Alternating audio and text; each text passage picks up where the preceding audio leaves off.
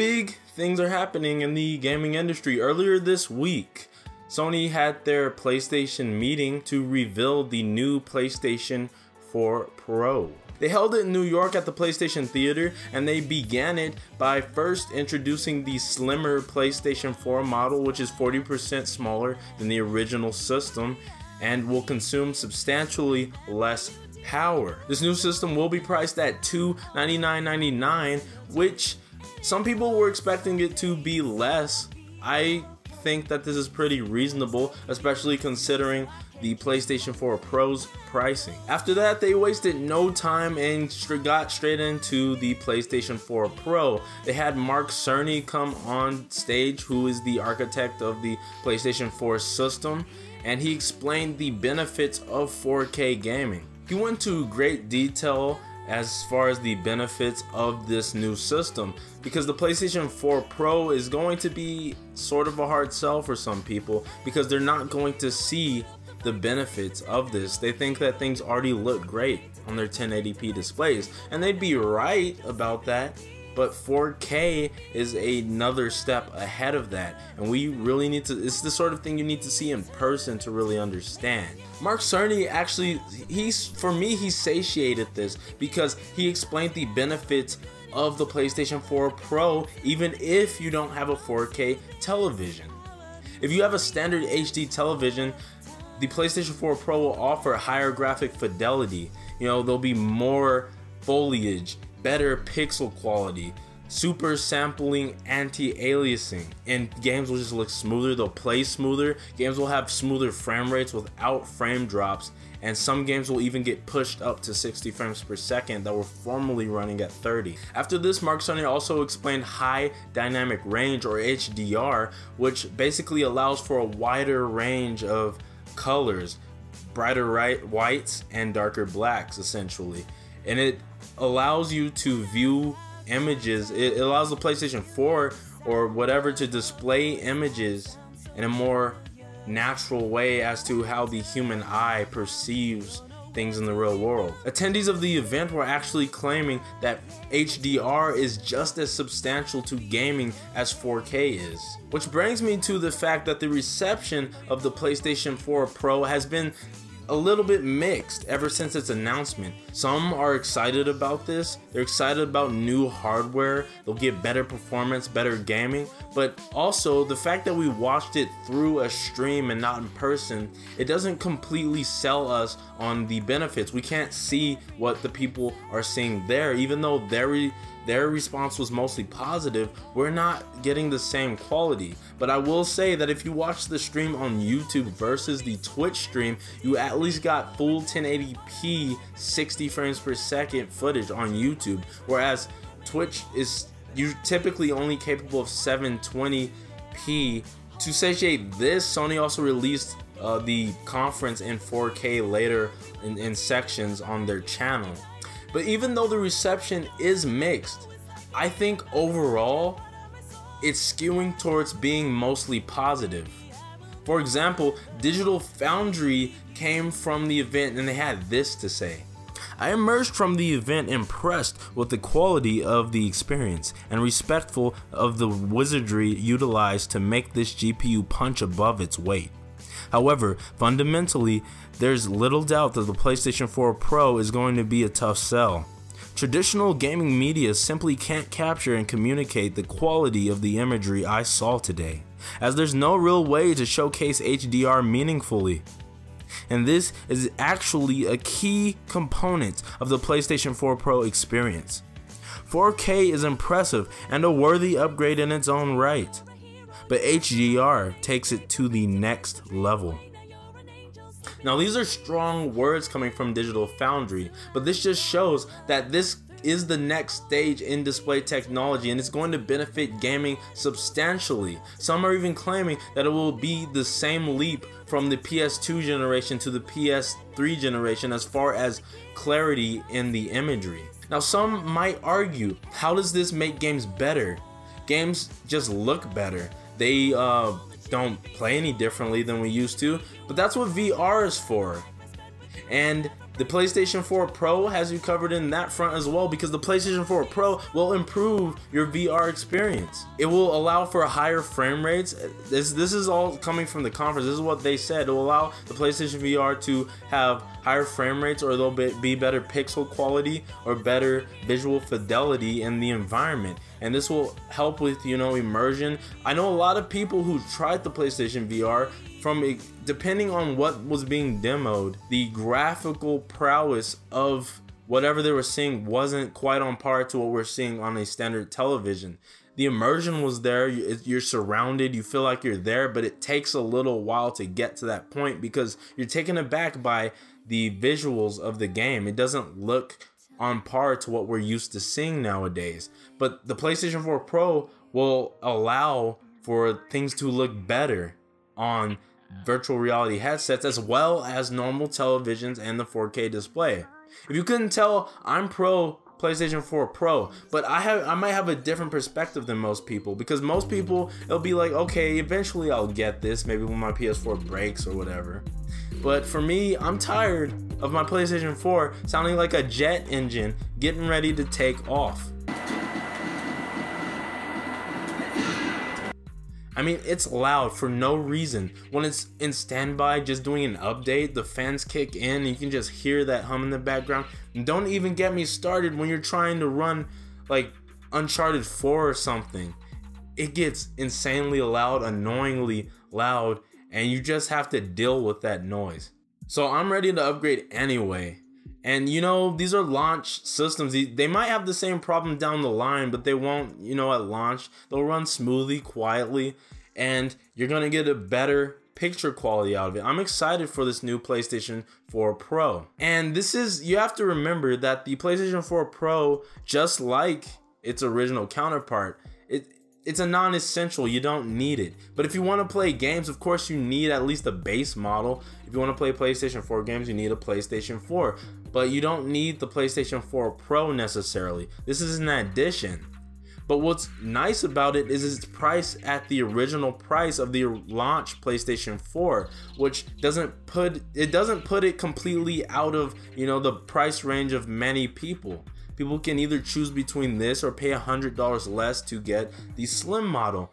Now, obviously, I think they could have dropped the price lower on the slim and still have been profitable on those models. But this is obviously a marketing decision. You know, they don't want to price it too far lower than the new model, their flagship model, which is the PlayStation 4 Pro. But in addition to all of this, there are some valid concerns about the system. These full specs were released recently. Unfortunately, we found that this new system, while being more powerful, it's capable of 4K video streaming. YouTube and Netflix are both working on 4K capable apps for the PlayStation 4 Pro. But the PlayStation 4 Pro does not have a 4K Blu-ray player. And this is really strange. It caught me off guard. I didn't believe it when I first heard it, but it's true. It was even announced on the official PlayStation blog. And you know, this is the direction Sony wants to push it. Ever since the PS3 generation, you know, PlayStations have pretty much been the top platform for streaming Netflix. So it makes sense that they want to go in that direction, because that's what their fan base is mostly using to stream video. So rather than up the price of the system probably by $50 to $100 by including a 4K Blu-ray drive, they decided to opt for 4K capable streaming device. It has a faster Wi-Fi speed, so a better receiver, and you know, of course, broadband is always recommended, but if you have to use Wi-Fi, it has a faster speed. Unfortunately, even though this does bring down the price of the PlayStation 4K, it gives Microsoft more ammunition, because we already know that the Xbox Scorpio is going to be the most powerful gaming console ever made, and Xbox is confident of that. And when it comes out, it's going to be more powerful than the PS4 Pro.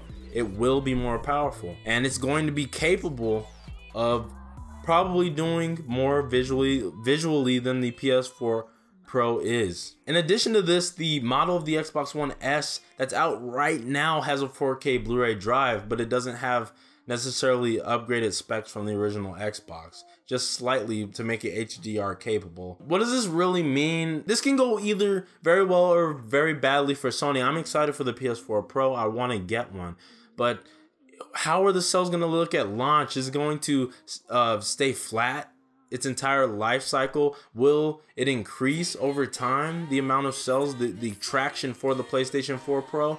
Or will it be a complete flop for Sony and we'll look back at this as a mistake? I think that this is a good idea, the whole mid-cycle refresh, to be honest, but there are many skeptics. I'm not one of them, but the arguments are there. The Scorpio is going to be a beast of a machine, and Sony has stated that they are not planning on releasing another version of the PS4 anytime soon after the PlayStation 4 Pro. Probably in another 2.5 years we might see another PlayStation 4 or just the PlayStation 5, or maybe they won't. We'll just stop increasing the number and we'll just get PlayStation, and it'll be backwards compatible with everything in the past as far as the the x86 architecture is concerned with the PlayStation 4, because it'll be easy to make things work. But that's a different topic for a different time. Now, as far as the PlayStation 4K, I'm calling the PlayStation 4K. The PlayStation 4 Pro itself, it's more than 2 times more powerful than the launch PlayStation 4. However, it is not quite strong enough to brute force its way to 4K with every title. This is the way that Mark Cerny put it, by the way. So they're using advanced rendering techniques and algorithms such as checkerboard rendering and super sample anti-aliasing, which if you want to know more about those, you can Google that. But these are rendering techniques that they're tricks that let you get better pixel quality without having to have necessarily the power, which is what they mean by punch above its weight.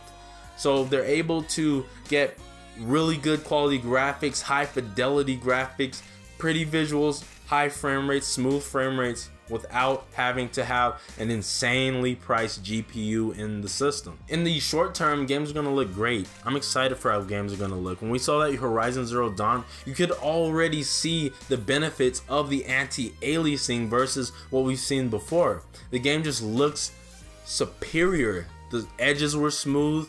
Like the main character, Aloy, I think her name is, her hair was nice looking. Like you didn't get that jaggedness you get normally when you have aliasing in games and when they're running on the PS4, because it can't handle anti-aliasing, so you get jagged edges and things like that. But this, with the super sampling of the PlayStation 4 Pro, you get smoother images. And that's what we also saw with the new Mass Effect Andromeda, which was never before seen gameplay. And we also got to see that with Infinite Warfare. And it was also announced that Battlefield and a bunch of EA titles, Watch Dogs 2, and older games such as Infamous First Light and Uncharted 4 are going to get upscales and updates so that they run better on the PlayStation 4K, which I'm totally excited about. Now, all in all, is the PlayStation 4 Pro a good idea or a bad idea? I would say yes, it's a good idea, but it's still going to be a tough sell for some people. Not for me, because this is what I expected. I don't quite understand what some people expected from this event, to be honest. But I did watch the initial reveal for the PlayStation 4, and that was more exciting. It was a bigger show.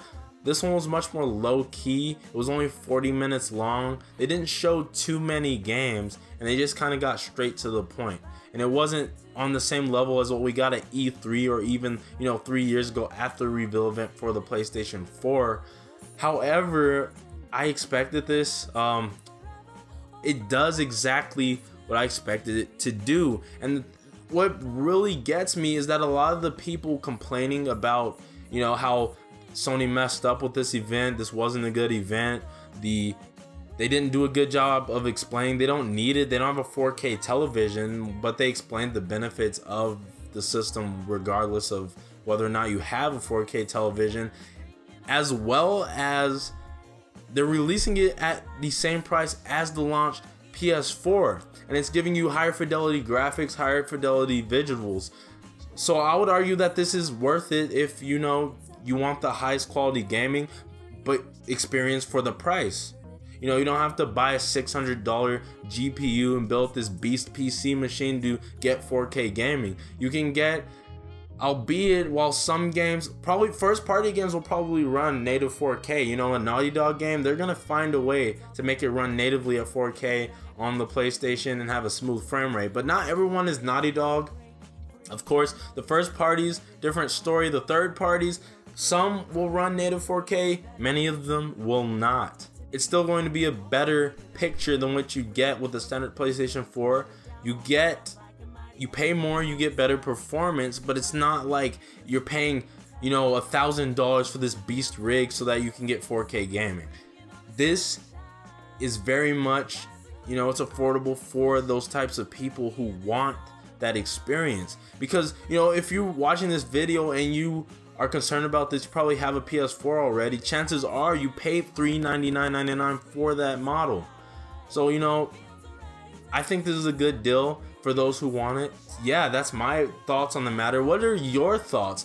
Let me know in the comment section down below. This is a channel for discussion, civil discussion. Try not to be too vicious in the comment section if you disagree with me. You know, keep it nice, keep it intelligent, keep it civil, and we can have a nice discussion in the comment section. Also, subscribe for more content just like this. I promise more on the way. I said that last time, didn't fulfill that, but I am determined now to have weekly content just like it says on my channel art.